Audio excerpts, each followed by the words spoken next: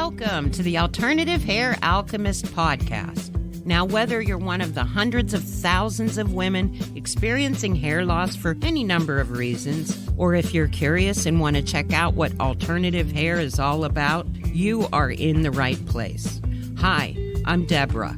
I am a certified alternative hair specialist, educator, and the co-creator of a one-of-a-kind, shame-free, stigma-free alternative hair boutique called Very Best Little Hair House, and that's where the magic happens.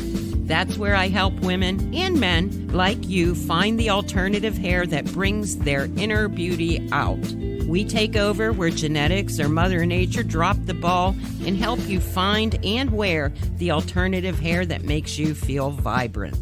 I've made it my business to discover all there is to know about good wigs and toppers, and I love to talk about them. It's not just hair. It's so much more than that.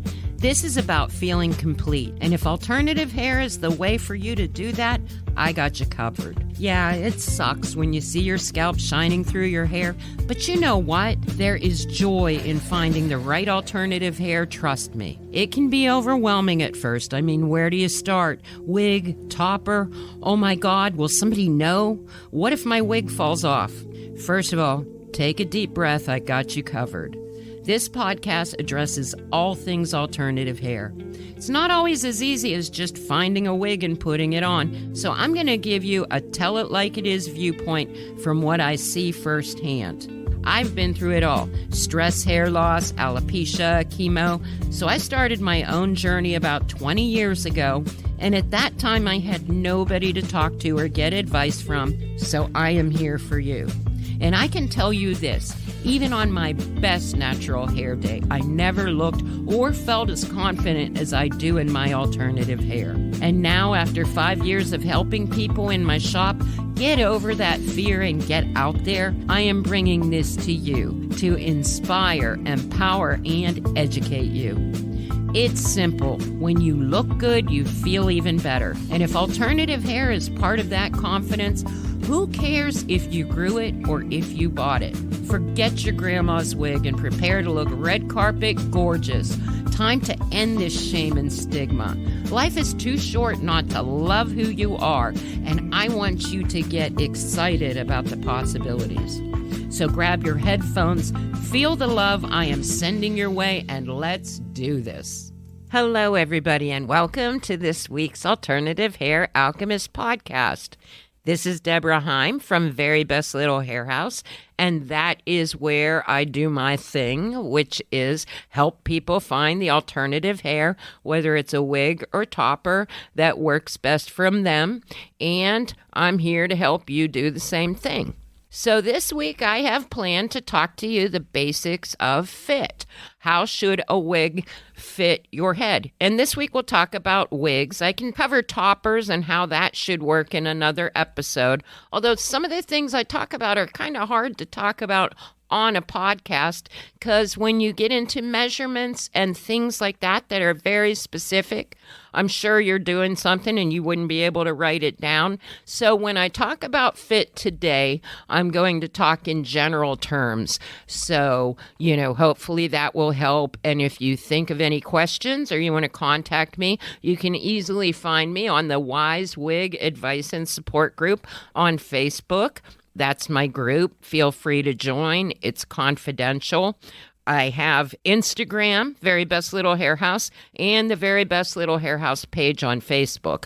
So I can be easily found there. And it's me that answers my messages or what have you. So just know that, if you want to say something confidential or whatever, it's me that reads them. But before I get into how a wig should fit you, I do want to throw a couple of things out there, which are the upside of alternative hair.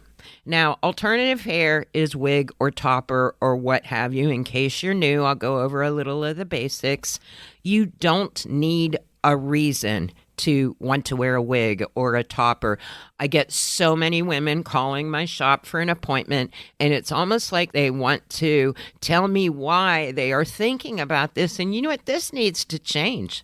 For whatever reason, if you want to see your hair look a certain way, that is what I'm here to help you do, because my specialty is you will not look like you are wearing a wig or a topper. It is like my mission to get you as natural looking as possible.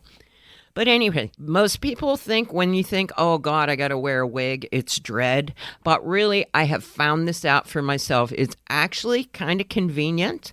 And I've said it before, even on my best natural hair day, always had thin hair, do not look as good or feel as confident as I do in a wig. And that's just how it is. Why? Because number one, wigs are the best makeup or filter for a photo in the world. That is just a fact. Sometimes I'm 59. Sometimes if my wig looks good, I do very little makeup. And I'll tell you, that's an advantage right there. 2, you can save time just getting ready in the morning. You also save on your own hair processing, like chemicals, the time, the wear and tear. I had a customer that has really pretty white hair, and she had a full head of it, but she came in for a wig that looks like her hair in one of the new ultralight but dynamic blondes. So, just saving processing on your hair, especially if your hair is thinning, you kind of want to stay away from dyeing it and things like that. That's what the dermatologist will recommend to you too. And just anybody in general, it just kind of makes sense. So for that alone, you're saving your own hair. And the big third reason that I found that it helped me is that when you get okay with wearing alternative hair, it allows you to focus someplace else. Because when you have thinning hair or you're sick and you just think about that, it's not pleasant, and you definitely want to feel good about something. And when you look in the mirror, especially when you're driving, that's when I find that it is the coolest. Like, you check your rear view mirror and you're like, wow, I look good. And for some people, it's been quite a while until they get that alternative hair that they have that feeling. So that excitement, don't underrate that for sure. Like I always say, who cares if you grew it or you bought it? If it looks good, rock it. Okay, so I'm going to explain to you how it should feel when your wig fits. And it's kind of a hard thing to put into words, but trust me, when it goes on your head and it feels right, you will know it. And the reason I know it is because I see it in my shop quite a bit. Sometimes even with women that have worn wigs for 5-10 years, they come in when they get one that fits their head properly. You just see it in their eyes in the mirror. And it should feel extremely comfortable. Like, it's never going to be, I don't think, the point where you don't know you have something on your head. I mean, that's just common sense. But I'm telling you, I get my wigs to fit so comfortably that I forget that I have them on. Now, back in the days when I was going with, whatever wigs I could find, or I want to say the lesser expensive wigs. And if I slip up and use the word cheap, here's my disclaimer. I do not mean your price point. Okay, there are good and bad wigs at every price point. But I do know for myself, when I didn't pay as much attention as fit, and some of the synthetics, when you're on the lower end, again, not how much you paid for it, but lower end quality synthetics, it can feel like an oven and you're like digging at your head all day. It just occurred to me the other day that I haven't had that feeling in quite a long time. So when you get the wig that fits your head, it shouldn't bother you. Now, there are petite wigs, there are large wigs, but when you get into the petite selections and the large selections, let me tell you, the styles are quite limited. So if you are in either of those ranges, I'll kind of give you some tips, but for today, we're going to talk about average wigs.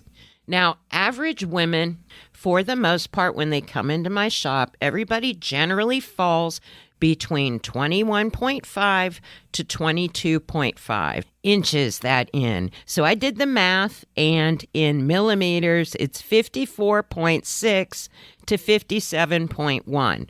Now, it's crazy. In the U.S., and even though I was a nurse for years, my brain is trained to think in inches. But what I'm going to do for you in the Wise Wig Advice Group, I'm going to post a chart of how to measure your head, and I will include average wig size values in there. But what I was getting to is averages differ from brand to brand. Now, some of the wigs will be aimed at the smaller side and some are aimed at the larger size.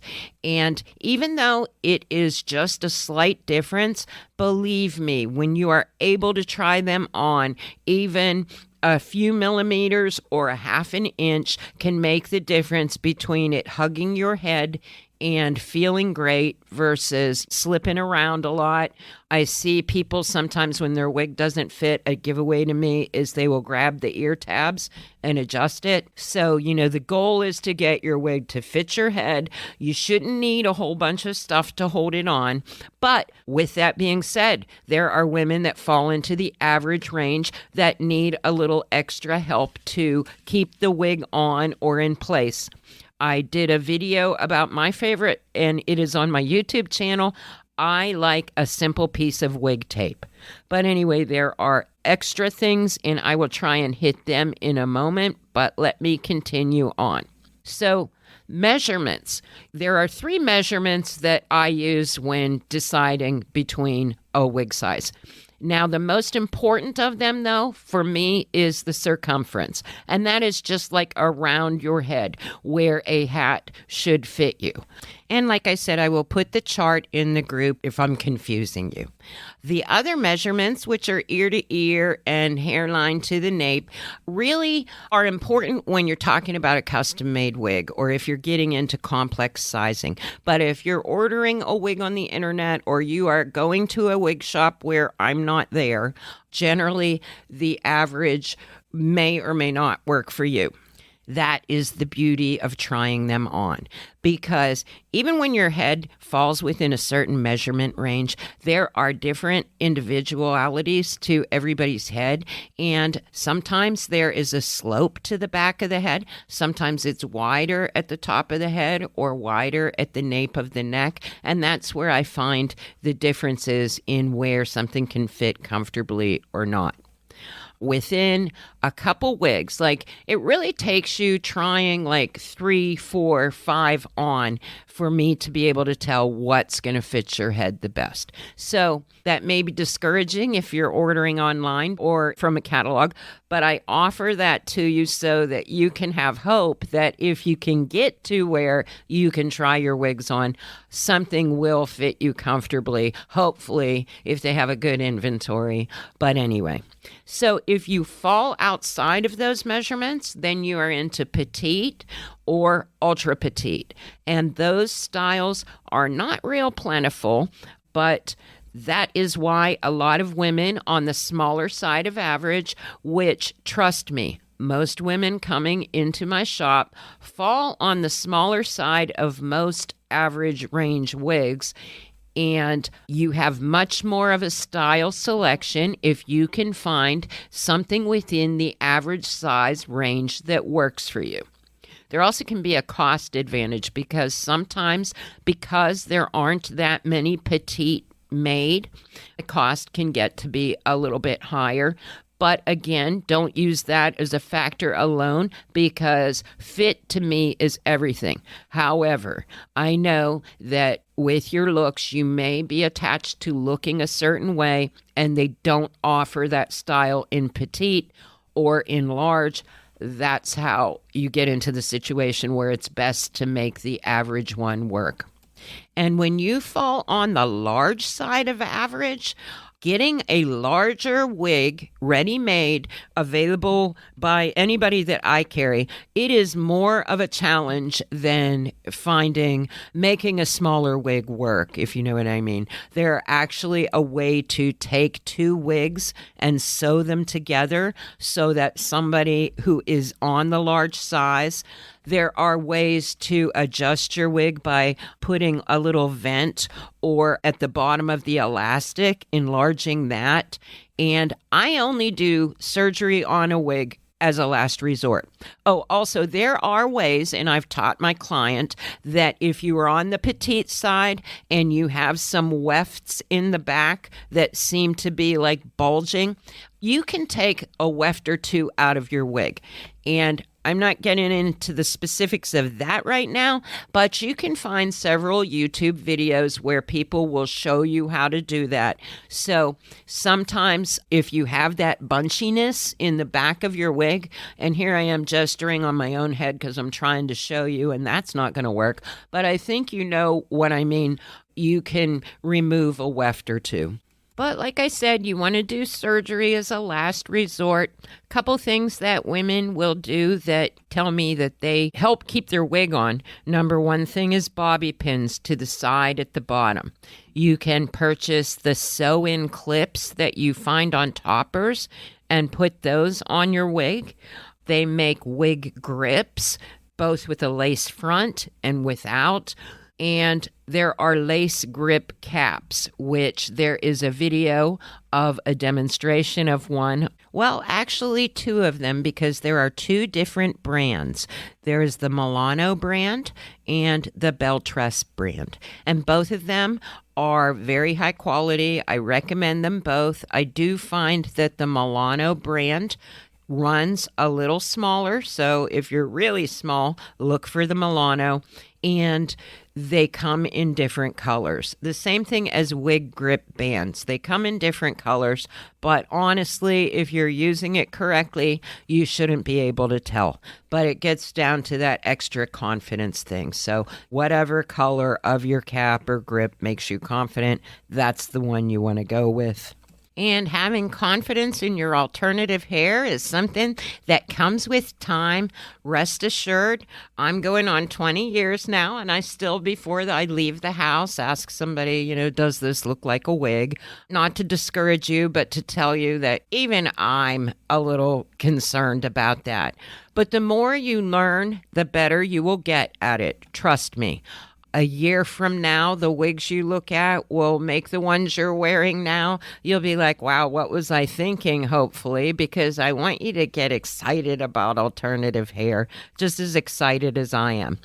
And on the educational front, I do have a book on Amazon. You can simply Amazon search for Too Much Hair or my name, Debra Heim. It will come up. Right now, it is on Kindle Unlimited, which means that you can actually read it for free. But stay tuned if you want to learn more. I am putting together a basics of wigs masterclass, and I'm also going to call that tentatively the Too Much Hair masterclass. And I don't know if you've looked at my book or if I've talked about it before and you've heard it. I wrote it. It is called Too Much Hair, a wig shop owner and wig wearer's guide to alternative hair. Now, it has a long title, but the very reason I wrote the book is because I have been there myself and had nobody to ask questions of. So it's kind of my thoughts on the whole, as you're losing your hair and you're frightened, you don't know topper, wig, the kind of mind thing that goes along with it. So those are available for you as well. Don't forget my wig group and stop by and say hi. So until next week, take care. If you loved this episode and want to connect with me, please go to my website and drop me an email, verybestlittlehairhouse.com, so we can get in touch. And until next time, remember that you are beautiful, perfect, and loved just the way you are.